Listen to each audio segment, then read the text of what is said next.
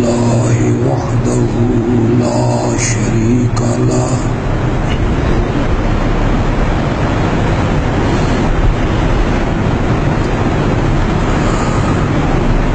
لا ضد له ولا ند له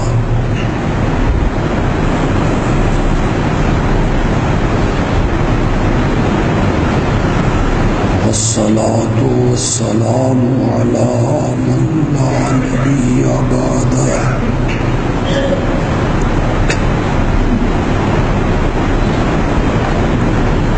وعلى آله وأصحابه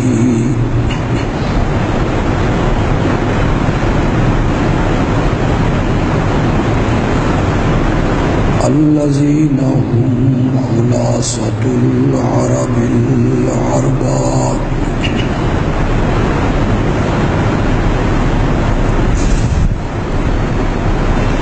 وخير الخلائق بعد الأنبياء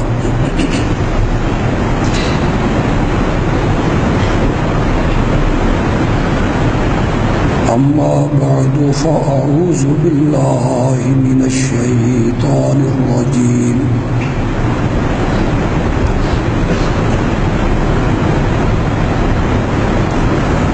بسم الله الرحمن الرحيم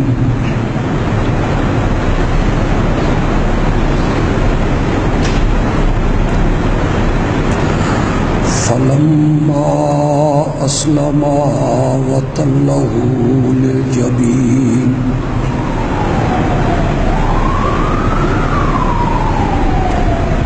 وناديناه أن يا إبراهيم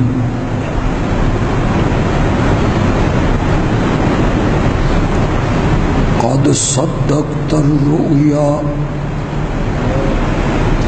إنا كذلك نجزي المحسنين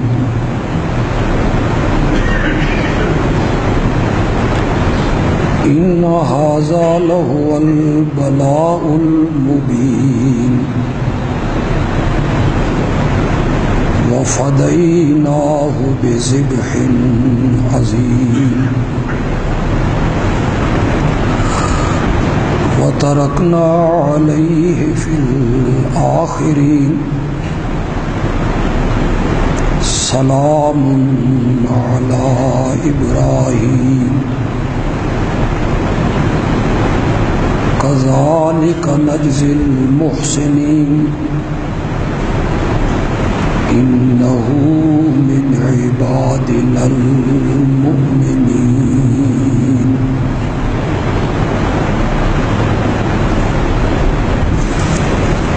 اللهم صل على محمد وعلى آل محمد كما صليت على إبراهيم وعلى آل إبراهيم إنك حميد مجيد اللهم بارك على محمد وعلى آل محمد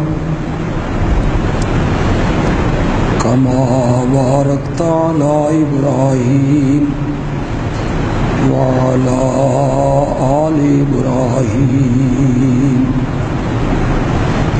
إنك حميد مجيد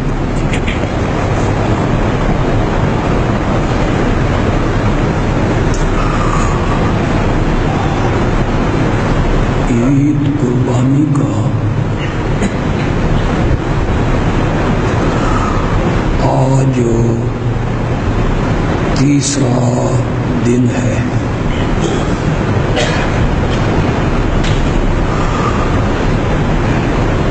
گزشتہ 2 دنوں میں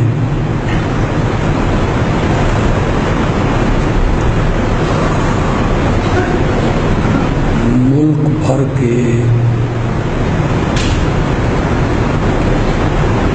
صاحب توفیق توفیق لوگوں نے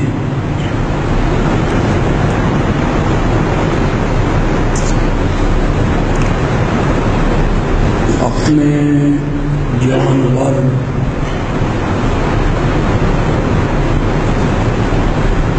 اللہ کی راہ میں قربان کیے۔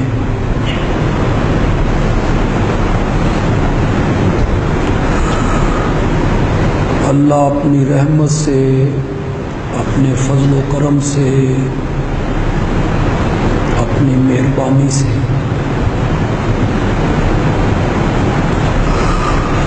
مسلمانوں کا یہ عمل قبول و منظور فرمائے۔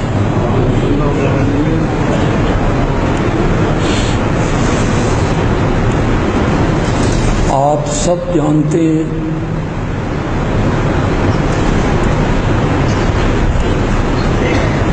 کہ امام الانبیاء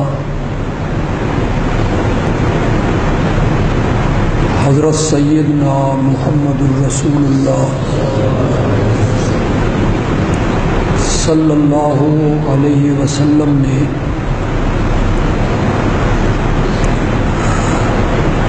جانوروں کی قربانی کے اس عمل کو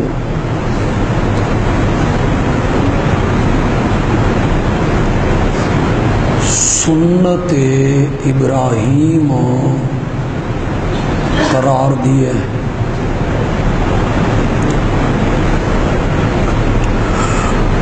سنت کا معنی ہے طریقہ، اسوہ، راستہ۔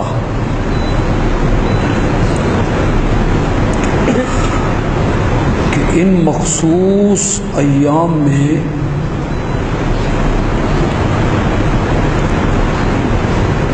اپنے جانور قربان کرنا یہ سنت ہے حضرت ابراہیم خلیل اللہ علیہ السلام کی۔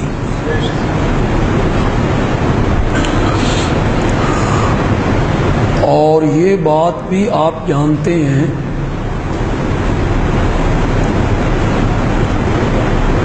کہ حضرت ابراہیم علیہ السلام کا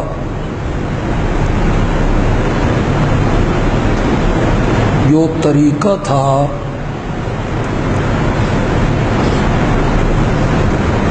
وہ جانور کو قربان کرنا نہیں تھا،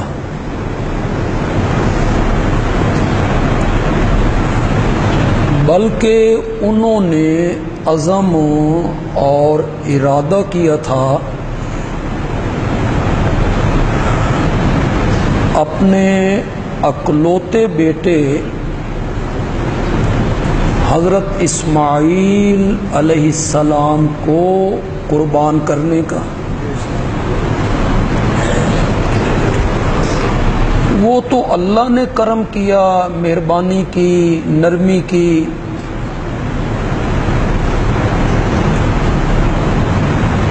کہ ایک دمبا بھیج دیا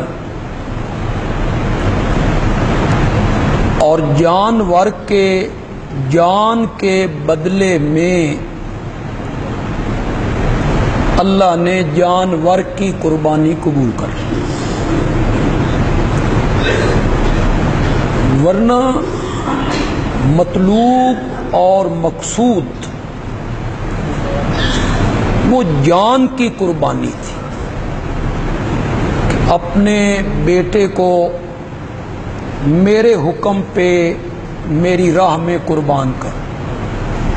قرآن نے اس کو بیان کیا، یہ ابھی جو میں نے خطبے میں آیتیں پڑھی ہیں یہ سورۃ صافات ہے، 23واں پارہ ہے، اور اس میں اللہ نے حضرت ابراہیم علیہ السلام کی سیرت کو، اسوہ کو بیان کیے ہیں۔ ان کا اولاد مانگنا، اولاد کے لیے دعا کرنا، رب حب لی من الصالحین، کہ یا اللہ ایک صالح بیٹا عطا کر دے، ان کا ہجرت کرنا، وطن چھوڑنا، یہ سارا سورۃ صافات کی آیتوں میں اللہ نے بیان کیا۔ یہ بھی بیان کیا کہ انہوں نے اپنے بیٹے سے کہا کہ میں نے خواب میں دیکھا ہے کہ میں تجھے ذبح کر رہا ہوں،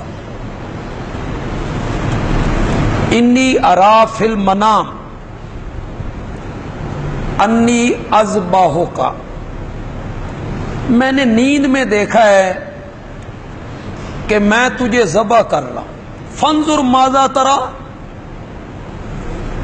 میں نے چونکہ ذبح کرنا ہے اور تو نے ذبح ہونا ہے، لہذا تیری رائے چاہیے، فانظر ماذا ترى، تیری کیا رائے ہے؟ اسماعیل حضرت ہاجرہ کی گود میں پلا ہے، حضرت ابراہیم علیہ السلام کی تربیت ہے، نہ کوئی لیت و لال کی، نہ بہانہ، خواب ہے 10 اونٹ ذبح کر دیجئے، 20 کر دیجئے، 100 کر دیجئے، کوئی بہانہ نہیں، فوراً کہتے ہیں یا ابت افعل ما تؤمر، جس کام کے لیے آپ کو کہا گیا ہے آپ کر گزریے، رہ گیا میرا معاملہ، ستجدنی انشاءاللہ من الصابرین، آپ مجھے حوصلے والا پائیں، عزم والا، عزم پہ پختہ رہنے والا۔ اگر اللہ میری قربانی مانگ رہا ہے تو میں یہ کیوں نہ سوچوں کہ اس دھرتی پر اللہ کو مجھ سے پیارا بندہ ہی کو نہیں نظر آیا؟ قربانی تو محبوب چیز کی مانگی جاتی ہے، اگر میری قربانی مانگ رہا ہے تو میں اس کے لیے تیار ہوں۔ آپ مجھے حوصلہ کرنے والوں میں سے پائیں گے، صبر کرنے والوں میں سے پائیں گے۔ فلما اسلما، اسلما یہ اسلام سے ہی ہے، کیا میں نے فرما بردار بن جانا، مطیع ہو جانا، ہتھیار ڈال دینا۔ فلما اسلما، باپ بیٹا دونوں نے میری بات کو مانا، باپ ذبح کرنے کے لیے تیار ہو گیا اور بیٹا ذبح ہونے کے لیے تیار ہو گیا۔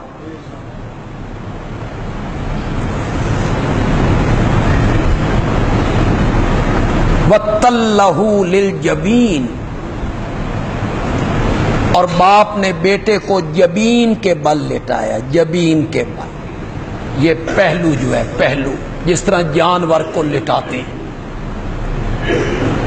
پیشانی کو جبہ کہتے ہیں، جبہ، بیٹے کو جبین کے بل لٹا دیا، چھری ان کے ہاتھ میں۔ کتنی دیر کا معاملہ رہ گیا، بیٹے کو لٹا دیا ہے، چھری ان کے ہاتھ میں، اب تو چند سیکنڈوں کی بات ہے، اوپر سے آواز آئی یا ابراہیم قد صدقت الرؤیا، آپ نے اپنا خواب سچا کر دیکھا، یہ ہم نے دمبا بھیجا ہے، آپ اسے ذبح کریں، ہم آپ کو اسماعیل کی قربانی کا ثواب عطا کریں۔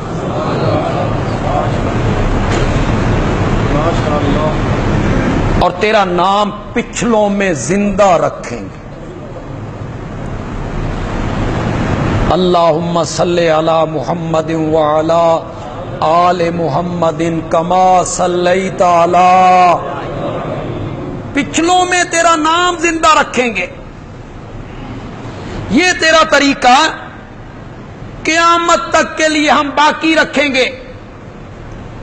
آپ نے اپنا خواب سچا کر دکھایا اور آپ اس امتحان میں کامیاب اترے. میرا مقصود آج کے خطبے میں صرف آپ کی توجہ اس جانب دلوانا ہے کہ یہ واقعہ جو میں نے بیان کیا اور سورۃ صافات میں بیان ہوا، عید ایڈیشن میں اخبارات نے اسے شائع کیا ہوگا، آپ نے پڑھا ہوگا، مختلف چینلوں پر مبصرین آئے ہوں گے، علماء آئے ہوں گے، انہوں نے یہ واقعہ آپ کے سامنے بیان کیا ہوگا، آپ نے وہاں بھی سنا ہوگا. ہر مکتب فکر کے عالم اسی طرح بیان کرے گا. بس میرا ایک سوال ہے آپ سے، اس واقعہ کے بارے میں آپ نے غور اور فکر اور سوچ اور تدبر کے بعد اس کا جواب دینا ہے کہ یہ سارا واقعہ، خواب کا آنا، اسماعیل کو تیار کرنا، ایک مخصوص جگہ پہ لے جانا، اسماعیل سے پوچھنا، ان کی رضامندی، ان کو لٹانا اور ذبح کے لیے تیار ہو جانا، اور اوپر سے آواز آنا آپ نے خواب سچا کر دکھایا، یہ سارا واقعہ امتحان تھا یا ڈرامہ تھا؟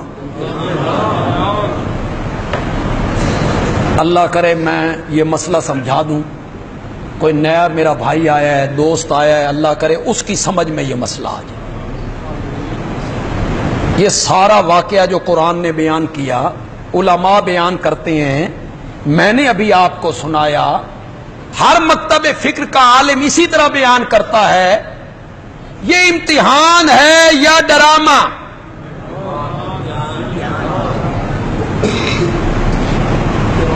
چلو آپ سے میں کیوں پوچھوں، قرآن سے کیوں نہ پوچھوں؟ قرآن اس کو کیا کہتے ہیں؟ ممتحن، امتحان لینے والا اللہ ہے. آج تک ممتحن نے کبھی نہیں کہا، کسی ممتحن نے، کہ میں نے جو پرچہ بنایا ہے وہ بڑا مشکل بنایا ہے، نہیں کہتا. ہر ممتحن کہتا ہے میں نے تو آسان پرچہ بنایا. وہ اپنے علم کے مطابق بناتا ہے، اپنی قابلیت کے مطابق بناتا ہے. اس کا علم اتنا اونچا ہوتا ہے کہ اسے وہ پرچہ مشکل نظر نہیں آتا. بچوں کو، امتحان دینے والوں کو وہ مشکل نظر آتا ہے. ممتحن ہمیشہ کہتا ہے میں نے پرچہ آسان بنایا ہے. یہ واحد امتحان تھا جہاں امتحان لینے والا کہتا ہے ان ھذا لہو البلاء المبین. البلا کا کیا معنی ہے؟ آزمائش. البلا کا کیا معنی ہے؟ امتحان. البلا کا کیا معنی ہے؟ پرکھنا. ان ھذا لہو البلاء المبین. بڑی اونچی آزمائش تھی، بڑا مشکل امتحان تھا، شدید ترین پرچہ ہم نے مرتب کیا تھا، لیکن ہمارا خلیل بھی 100 میں سے 100 نمبر لے کے پاس ہو گیا. ان ھذا لہو البلاء المبین. یہ امتحان تھا، بولو، آزمائش تھی. اور اگر یہ امتحان تھا تو ہر قسم کی دھڑے بندی سے ہٹ جاؤ، عقل کے معیار پہ تول کے مجھے بتاؤ. حضرت ابراہیم علیہ السلام کو یہ علم تھا کہ اسماعیل کو خراش بھی نہیں آنی، اس نے ذبح نہیں ہونا، اس کی جگہ پہ دمبا آنا ہے، وہ دمبا ذبح ہونا ہے، مجھے اولاد کی قربانی کا ثواب ملنا ہے، یہ حضرت ابراہیم علیہ السلام کو علم تھا، اور اگر تھا تو پھر تو مذاق ہو گیا۔ ڈراموں میں کردار متعین ہوتے ہیں، ہر ڈرامہ میں حصے لینے والے فنکار کو پتا ہوتا ہے کہ آئندہ کیا ہونے والا ہے، کہ تو نے اس دروازے سے آنا ہے، میں نے اس دروازے سے آنا ہے، تو نے یہ جملہ بولنا ہے، میں نے تجھے گولی مارنی۔ اس ڈرامے میں اسے گولی لگنی ہے، اس نے مرنا ہے، اس نے زخمی ہونا ہے۔ ڈراموں میں کردار متعین ہوتا ہے۔ اگر یہ عقیدہ رکھو کہ اللہ کے نبی اور اللہ کے ولی آنے والے حالات کو جانتے ہیں، تو پھر یہ امتحان نہیں بنے گا، نہیں بنے گا، نہیں بنے گا۔ امتحان تب بنے گا جب ہم غریبوں والا عقیدہ رکھو گے، پھر امتحان بنے گا۔ کہ حضرت ابراہیم علیہ السلام کو آنے والے حالات کا پتہ نہیں تھا، نہیں علم تھا۔ آنے والے حالات کو جاننا، کل کیا ہوگا اس کو جاننا، یہ کسی نبی ولی کی صفت نہیں ہے، عرش والے کی صفت ہے۔ اٹھاؤ قرآن، پڑھو قرآن، ہم تو تمہیں دعوت دے دے کے تھک گئے۔ عالم الغیب والشہادہ، کس کے بارے میں کہا؟ انہ علیم بذات الصدور، کرو مانا۔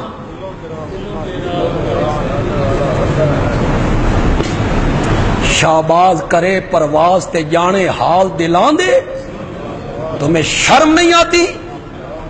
قرآن پکار پکار کے کیا کہتا ہے؟ کدھر کرو گے اس قرآن کو؟ صرف تعویذ بنانے ہیں اس کے، الماریوں میں سجانا ہے اس کو، یا مردوں کو ختم پڑھ کے بخشوانا ہے؟ پڑھنا نہیں ہے اسے۔ تم کہتے ہو شاباز، کلندر دلوں کے حال جانتا ہے، اور قرآن جگہ جگہ کہتا ہے انہ علیم بذات الصدور، سینوں کے راز جاننے والا کون ہے؟ اور اگر شہباز بھی جانتا ہے اور اللہ بھی جانتا ہے تو رب کو کہنے کی کیا ضرورت تھی؟ مزاج بنا ہوا ہے۔ رب کو یہ صفت اپنی بیان کرنے کی کیا ضرورت تھی کہ سینوں کے راز میں جانتا ہوں؟ کبھی کہتے ہو جانے یا علی، کبھی یہ لفظ جملے بولتے ہو جانے یا علی۔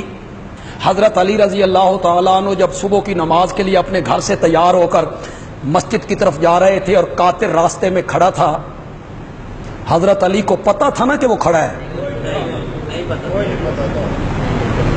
اور اگر پتا تھا تو شہادت بنے گی؟ بولتے کیوں نہیں ہو؟ اگر حضرت علی کو پتا تھا کہ سامنے قاتل ہے، اس کے پاس خنجر ہے، پھر یہ شہادت بنے گی؟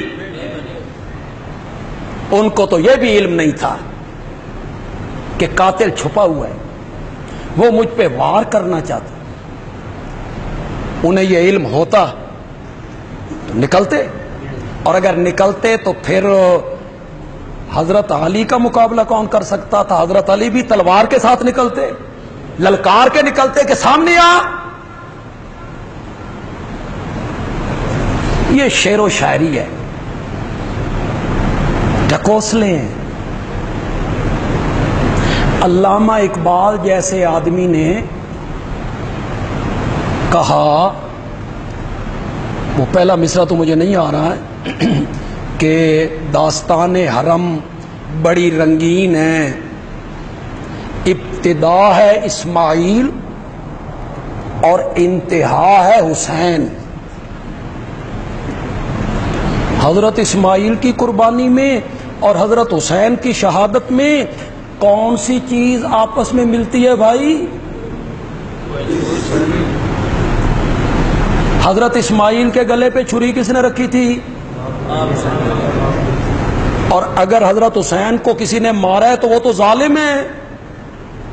جنہوں نے حضرت حسین پہ تلوار چلائی ہے وہ کون ہے؟ وہ تو ظالم ہے، ملعون ہے، ان پر تو لعنت ہے، اور حضرت حسین کے قاتلوں پر قیامت کے دن تک لعنت برستی رہے گی۔ ملعون ہے وہ جنہوں نے دھوکہ دے کے ایک مسافر کو بلایا اور بال بچوں سمیت اس کی آنکھوں کے سامنے اسے ذبح کر دیا، وہ تو ملعون ہے۔ اور حضرت اسماعیل کے گلے پہ چھری چلانے والا کون ہے؟ یہ ہوتی ہے شعر و شاعری، یہ ہوتی ہے شعر و شاعری۔ والشعراء، قرآن کہتا ہے شاعروں کے پیروکار تو گمراہ لوگ ہوتے ہیں۔ اس پوری سورت کا نام ہی سورۃ شعراء رکھ دیا، جس کے آخر میں کہا شاعروں کے پیروکار گمراہ لوگ ہوتے ہیں۔ مشرکین مکہ کہتے تھے نا کہ یہ نبی شاعر ہے، شعر و شاعری کرتا ہے، یہ سب شعر و شاعری ہے۔ اللہ نے بڑا خوبصورت جواب دیا، مزہ ہی آ آپ کو سناتا ہوں، اس کا ترجمہ میں کروں گا، ترجمہ تو اتنا ہی ہے جتنا میں نے کر دیا، اس کا مفہوم میں بیان کروں گا آپ کو۔ اللہ کہتے ہیں شاعروں کے پیروکار گمراہ ہوتے ہیں، اور اس نبی کو شاعر کہتے ہو، اس کا پیروکار تو ابو بکر و عمر ہے۔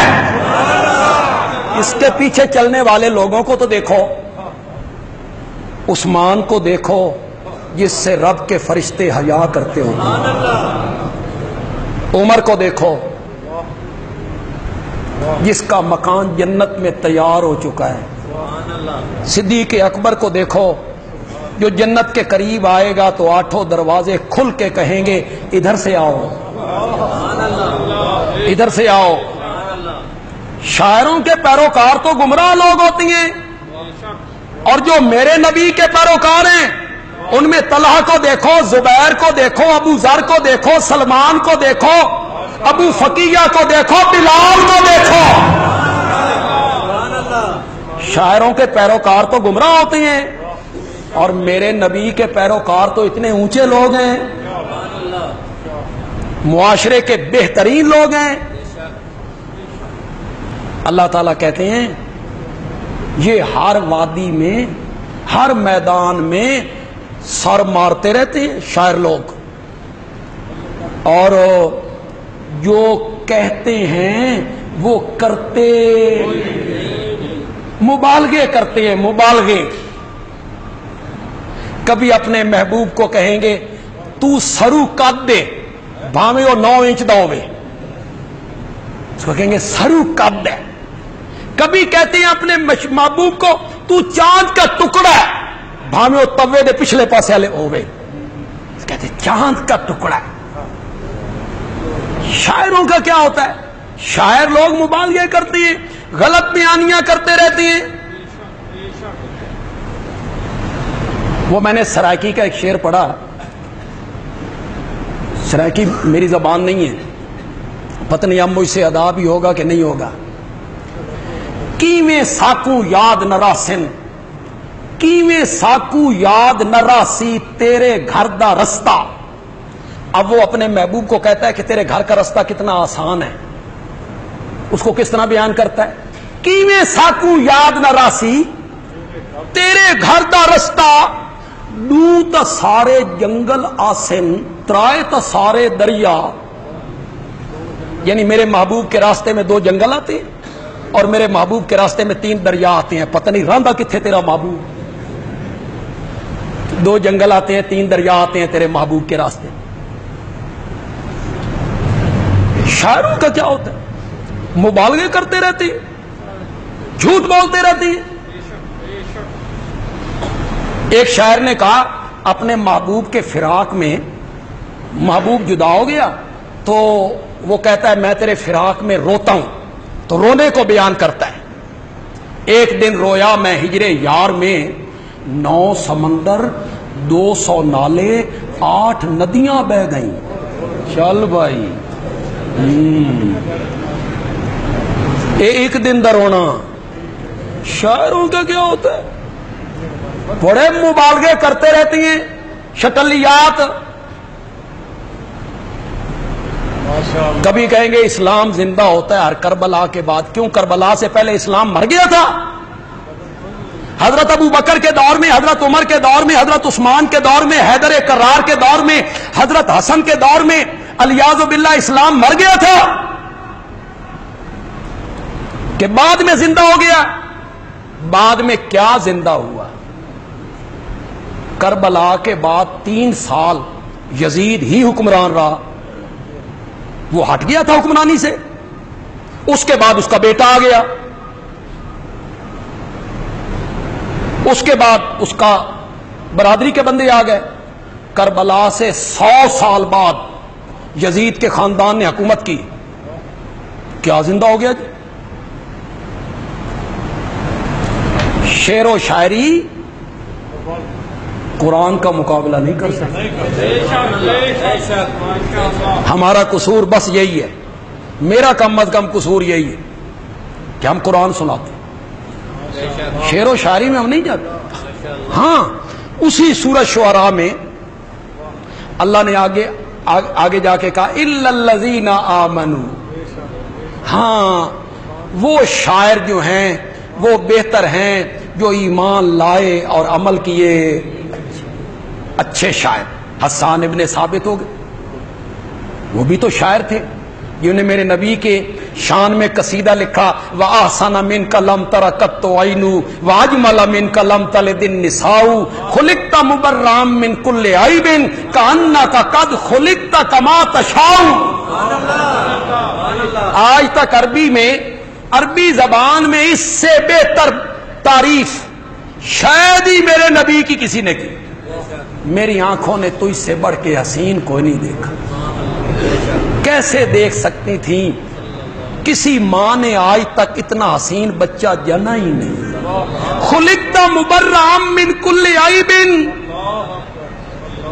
میرا نبی ہر عیب سے پاک پیدا کیا گیا ہے. آپ سب کو نبی پاک سے محبت ہے، سب کو محبت ہے نا.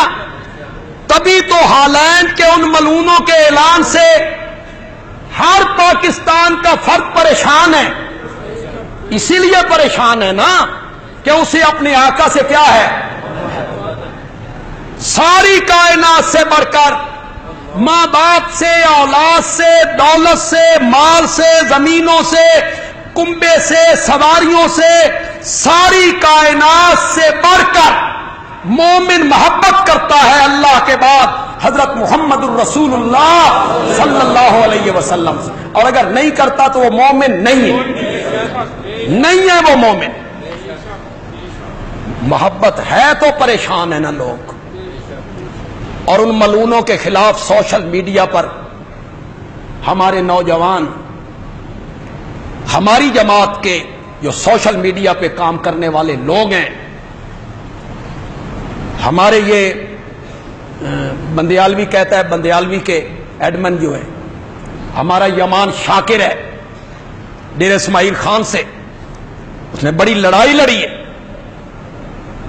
اور جماعتوں کے لوگ بھی، ہر مسلک کے نوجوان، ہر مسلک کے لوگ سوشل میڈیا پہ کام کر رہے ہیں. آپ میں سے جو لوگ سوشل میڈیا پہ بیٹھتے ہیں یا کام کرتے ہیں، آپ بھی نبی پاک سے محبت کا اظہار کریں اور اس مہم میں حصہ لیں. آپ بھی کیا بھی تیار ہے نوجوان کے نہیں تیار؟ حصہ لیں اس میں. کم از کم نبی پاک کی محبت کے لیے تو کوئی چیز لے آئے نا. وہاں کوئی حدیث لکھے، یہی چیز لکھے کہ ہمیں ساری کائنات سے بڑھ کر محمد پیارا ہے. چلو سورت ہجر کی وہ آیت لکھے انا کفیناک المستہزئین.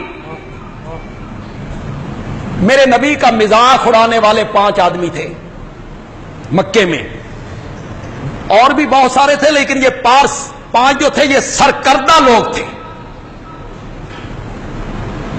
ان کے بارے میں اللہ نے میرے نبی کو تسلی دی انا کفیناک المستہزئین. میرے پیغمبر، جو لوگ تیرا استہزاء اور مذاق بناتے ہیں، تیرے پاسوں اساں انہاں نو کافیاں. آپ کی طرف سے ہم انہیں کافی ہیں. پھر اللہ نے انہیں ایسی ایسی بیماریوں میں مبتلا کر کے کتے کی موت مارا ان 5 آدمیوں کو، چیختے چیختے بستر پہ مرے۔ انشاءاللہ انشاءاللہ ہالینڈ کے ان ملعونوں نے اگر وہ اپنے ارادوں سے باز نہ آئے تو وہ جو قرآن کا وعدہ ہے ان شانیک ھو الابتر، تیرا دشمن بے نام و نشان ہو جائے گا۔ انشاءاللہ یہ وعدہ پورا ہو کے رہے گا، انشاءاللہ رب کا یہ وعدہ پورا ہو کے رہے گا، اور تمہارے خاکے بنانے سے آمنہ کے لال کی عظمتوں میں کوئی کمی نہیں آتی، کوئی کمی نہیں آتی۔ چاند پہ تھوکنے سے چاند کا کیا بگڑتا ہے؟ سورۃ ضحیٰ میں کہا وَلَلْآخِرَةُ خَيْرٌ لَكَ مِنَ الْأُولَىٰ، میرے پیغمبر تیری آنے والی ہر گھڑی پچھلی گھڑی سے بہتر ہوگی، ہر آنے والا لمحہ۔ بیش لعنت بے شمار ہالینڈ کے کتوں پر، ہالینڈ کے کتوں پر لعنت بے شمار۔ وَلَلْآخِرَةُ خَيْرٌ لَكَ مِنَ الْأُولَىٰ، تیری آنے والی ہر گھڑی پہلی گھڑی سے کیا ہوگی؟ بہتر، پہلی گھڑی سے بہتر ہوگی۔ میرے نبی کی عظمتوں کا مقابلہ کیسے ہو سکتا ہے؟ آپ سب کو محبت ہے، ہو بے شک آپ سب کو محبت ہے آمنہ کے لال سے، تو پھر حسان کہتا ہے آپ ہر عیب سے پاک پیدا کیے گئے ہیں، نہ تیرے جسم میں کوئی عیب، نہ تیرے باطن میں کوئی عیب، نہ تیرے وجود میں کوئی عیب، نہ تیرے اندر کوئی عیب، کوئی عیب نہیں۔ کأنک قد خلقت کما تشاء، میں جب تیرے چہرے کو دیکھتا ہوں، ماتھے کی سلوٹیں دیکھتا ہوں، ہونٹوں کا تبسم دیکھتا ہوں، پھر تیری مسکراہٹ دیکھتا ہوں، پھر تیری زلفیں دیکھتا ہوں، پھر تیرے ہاتھوں کی نرمائی دیکھتا ہوں، پھر تیرے پاؤں کے تلوے دیکھتا ہوں، مجھے ایسے لگتا ہے جب رب تجھے بنا رہا تھا نا تو تجھ سے پوچھ پوچھ کے بنا رہا تھا، تجھ سے پوچھ پوچھ کے بنا رہا تھا۔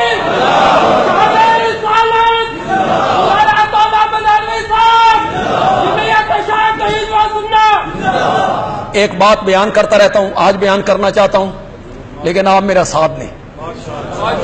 کہوں آپ سب کو نبی پاک سے محبت ہے، ہو بے شک اللہ پوچھ پوچھ کے بنا رہے اسی۔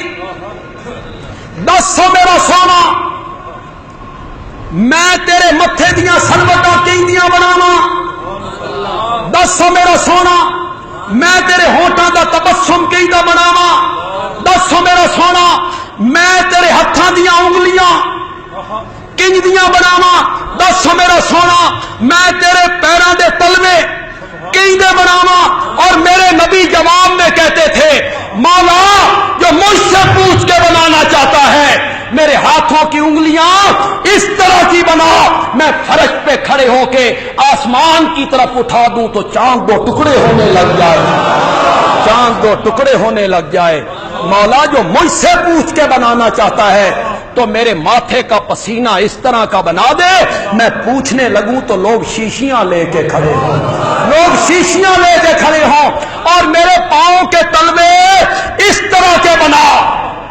جبریل معراج کی رات آئے، میں سویا ہوا ہوں، جبریل تجھ سے پوچھے تیرا محبوب سویا ہوا ہے، انگوٹھا پکڑ کے ہلا دوں، اور تو جواب میں کہے با خدا دیوانہ باشو، با محمد ہوشیار، جبریل کوئی ایسا کام نہ کرنا جس سے میرے نبی کی ہتک ہوتی ہو۔ مولا پھر کیسے اٹھاؤں؟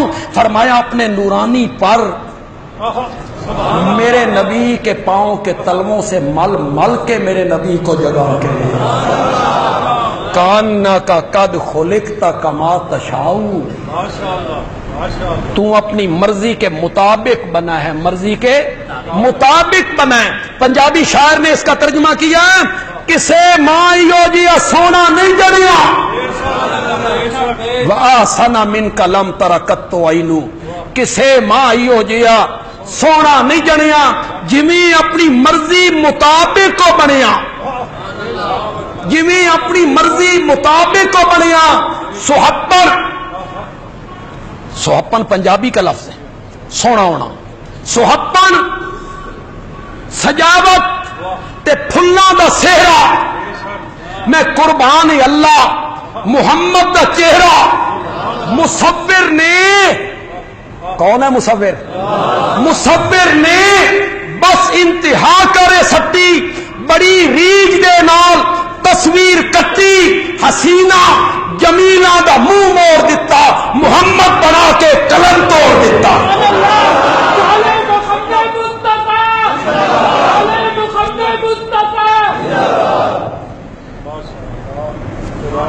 میں کہاں سے کہاں نکل گیا میں تو یہ پوچھ رہا تھا کہ یہ سارا واقعہ جو ہے حضرت ابراہیم علیہ السلام والا یہ امتحان ہے یا ڈرامہ امتحان کب بنے گا اور اگر پتہ ہو تو اگر پتہ ہو چلو آپ کی تو حضرت ابراہیم سے کوئی عظمت والی نسبت نہیں نا ہمارے جیسے کروڑوں جمع ہو جائیں تو ان کے پاؤں کی خاک کے برابر بھی نہیں ہو سکتے اب کوئی ذریعہ نہیں وہی آنے کا کوئی ذریعہ نہیں وہی ختم کسی پہ اب وہی لے کے جبریل نے نہیں آنا بالفرض والمحال فرض کرو آپ میں سے کسی بندے کو اللہ اطلاع دے دے کہ تو نے اپنے بیٹے کو تیار کر کے عیدگاہ میں لے جانا ہے تو نے صرف لٹانا ہے میں اللہ تجھے یقین دلاتا ہوں تیرے بیٹے کو خراش بھی نہیں آنا ہم دمبا بھیجیں گے وہ ذبح ہو جائے گا تجھے بیٹے کی قربانی کا ثواب مل جائے گا اگر اللہ آپ کو یقین دلا دے اس کے لیے آپ بھی تیار ہیں کہ کوئی نہیں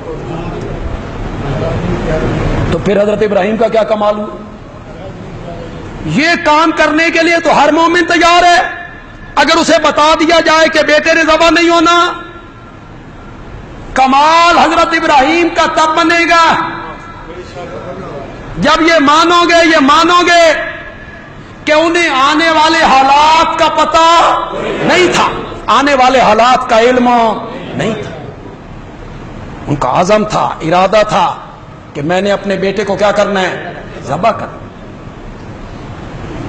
عالم الغیب ہونا علیم بذات الصدور ہونا وہو بکل شیء علیم ہونا انہ یعلم السر واخفا ہونا عالم الغیب والشہادہ ہونا یہ صفت انبیاء اولیاء کی نہیں ہے یہ صفت کس کی ہے اگر یہ مانو گے غیر اللہ میں مانو گے تو دین کا مزاج بن جائے گا دین کا مزاج ہو جائے گا کیوں جی آپ کو اس واقعہ کا علم ہے کہ کچھ لوگ میرے نبی کے پاس آئے تھے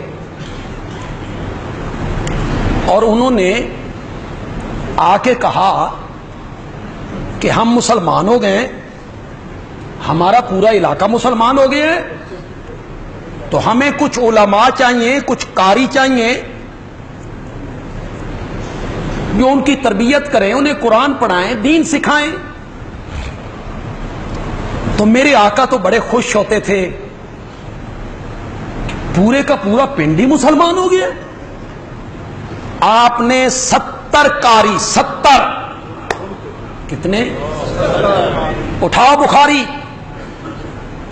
تاریخی واقعہ نہیں ہے اٹھاؤ بخاری اور حدیث کی کوئی کتاب اٹھاؤ 70 قاری چن کے عالم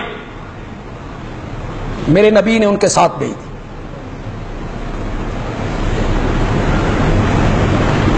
انہوں نے 70 کے 70 کو جا کے ذبح کر دیا اٹھاؤ بخاری 70 کے 70 کو ذبح کر دیا. ایک مہینہ میرے پیارے پیغمبر کو پتہ ہی نہ چلا. ایک مہینہ کوئی خبر نہیں. ایک مہینے کے بعد جبریل امین نے اطلاع دی، یا رسول اللہ وہ آپ کے 70 صحابہ شہید ہو گئے. اور جبریل نے ساتھ یہ کہا کہ جب ان میں سے کوئی شہید ہوتا تھا نا تو وہ پکارتا تھا اللہم اخبر انی نبیک، اخبر انی نبیک. مولا ہمارے اس مظلومیت کی خبر اپنے نبی کو دے دینا. کیا عقیدہ تھا ان 70 صحابہ کا؟ ان کا عقیدہ تھا کہ نبی پاک حاضر ناظر ہے. ان کا عقیدہ تھا کہ نبی پاک کو ان واقعات کا علم ہے. نبی پاک ہمارے پاس موجود ہیں، نبی پاک ہمارے حالات کو جانتے ہیں. اگر ان کا یہ عقیدہ ہوتا تو یہ دعا مانگتے اللہم اخبر انی نبیک.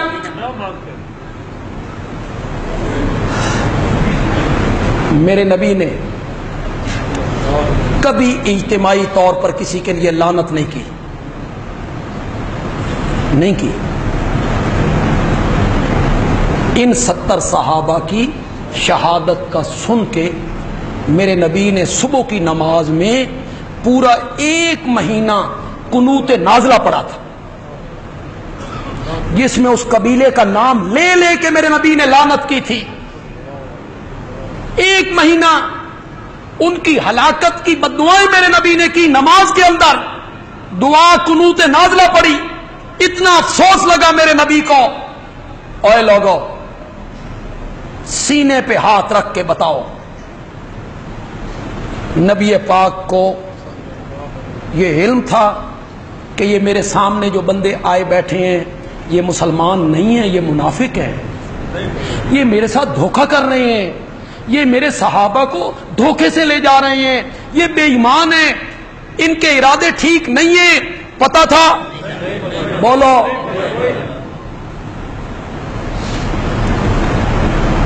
تے شہباز کرے پرواز تے جانے حال دلان دے. واہ، نبی پاک کو سامنے بیٹھے ہوئے لوگوں کو پتہ نہیں ان کے دل کے اندر کیا ہے. اور تم نے یہ عقیدے لوگوں کو پڑھائے ہیں، جانے یا علی، تم نے یہ عقیدے لوگوں کو پڑھائے ہیں. نبی پاک کو صلی اللہ علیہ وسلم یہ علم تھا کہ انہوں نے ان 70 کے 70 صحابہ کو جا کے شہید کر دینا ہے. بولو، علم تھا؟ اور اگر تھا تو اس کا نتیجہ جانتے ہو؟ پھر اگر یہ مانو کہ آپ کو پتا تھا، آپ جانتے تھے، آپ کو علم تھا، تو پھر ان 70 صحابہ کی شہادتوں کا ذمہ دار کون ہوگا؟ تو انبیاء کے بارے میں یہ عقیدہ رکھنا کہ وہ عالم الغیب ہوتے ہیں، وہ آنے والے حالات کو جانتے ہیں، یہ عقیدہ انتہائی خطرناک ہے. دین کا مزاج بن جائے گا، مزاج.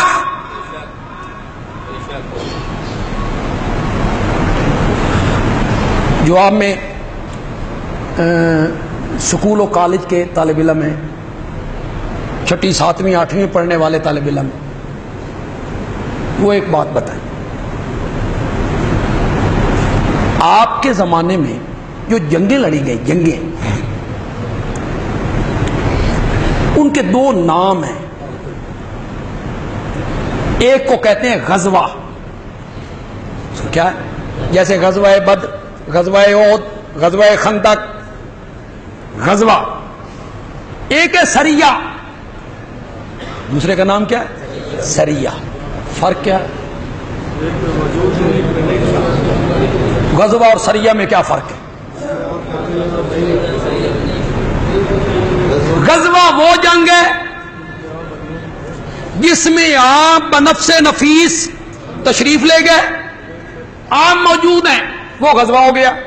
اور جہاں آپ نے کسی کو سپہ سالار بنا کے بھیج دیا، خود مدینے میں رہے، اس کو سریہ کہتے ہیں. بندے عالوی پوچھنا چاہتا ہے اگر میرے نبی ہر جگہ حاضر ناظر ہیں، ہر جگہ موجود ہیں، پھر تو سریہ ہونا ہی کو نہیں چاہیے، پھر سارے کیا ہونے چاہیے تھے؟ غزوے ہونے چاہیے تھے۔ پھر یہ فرق کیوں؟ عام موجود ہیں تو غزوہ، عام موجود نہیں تو سریہ۔ تو معلوم ہوا کچھ جنگیں ایسی تھیں جہاں عام موجود ہو نہیں تھے۔ چلو ایک اور بات بتاؤ، یہ صورتیں مکی اور مدنی کیوں ہیں؟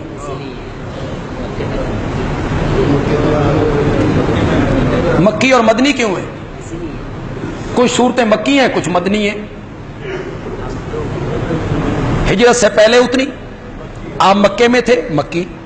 ہجرت کے بعد اتری، آپ مدینہ میں تھے، مدنی۔ اور اگر آپ ہر جگہ حاضر ناظر ہیں تو پھر مکی کیا اور مدنی کیا؟ دین کا تو مزاج بن گیا۔ پھر اس موضوع کو تو میں یہیں ختم کروں گا، لیکن کچھ اور واقعات میں میں اس کو ضمناً ذکر ضرور کروں گا جب میں آئندہ جمعے کچھ بات کروں گا حضرت سیدنا عثمان ذی النورین کی سیرت پر انشاءاللہ۔ آپ حضرت عثمان ذی النورین کی سیرت کی بات سن کے خوش نہیں ہوئے؟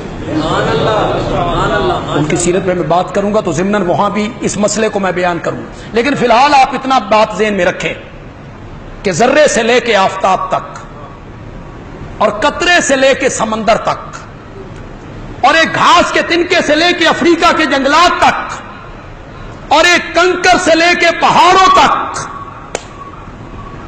اور ریت کے ذرے سے لے کے صحرا تک، اور چیونٹی سے لے کے ہاتھی تک، اور حشرات الارض سے لے کے حاملین عرش ملائکہ تک، اور ماتا تسرا سے لے کے سریا تک، ہر چیز کا کلی مکمل علم اگر کسی کے پاس ہے تو وہ صرف اور صرف اللہ رب العزت ہے۔ کلی اور مکمل علم صرف اللہ کے پاس ہے۔ علیم بذات الصدور بھی وہی ہے، وَهُوَ بِكُلِّ شَيْءٍ علیم بھی وہی ہے، یعلم ما بین ایدیہم وما خلفہم، وہی ہے دلوں کے رازوں کو جاننے والا، وہی ہے دلوں کے حالات کو جاننے والا، وہی ہے۔ علم غیب خاصہ ہے صرف اور صرف رب العزت کا، وہی جانتا ہے، انبیاء اولیاء کا نہیں ہے۔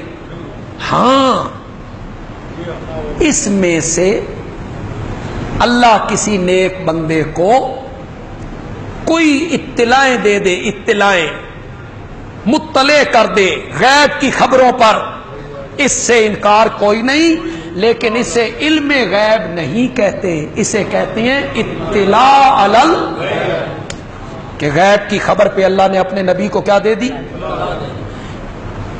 امام ابن تیمیہ رحمت اللہ علیہ حملی المسلک کے بہت بڑے عالم ہوئے، بڑے موحد ہوئے، بڑے موحد ہوئے۔